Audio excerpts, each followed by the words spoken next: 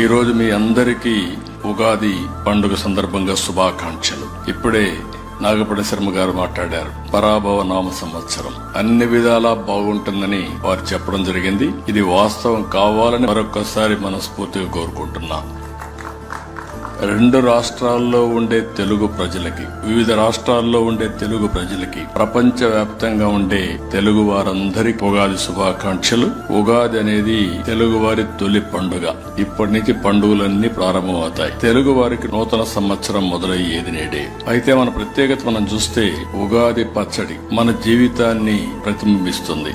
ఉగాది పచ్చడిలో ఇప్పుడే అందరూ సేవించాం, అది మన ఆచారం. ఇందులో చూసి తీపు, పులుపు, ఉప్పు, కారం, చేదు, వగరు అనే రుచులు ఉన్నట్లే మన జీవితాల్లో కూడా కష్ట సుఖాలుంటాయి. కొంతమంది ఎక్కువ కష్టాలు తెచ్చుకుంటాం, కొంతమంది బ్యాలెన్స్ గా ఉంటే కష్టాలను అధిగమించే శక్తి కూడా మనకుందని చెప్పి కూడా నేను మీకు తెలియజేస్తున్నా.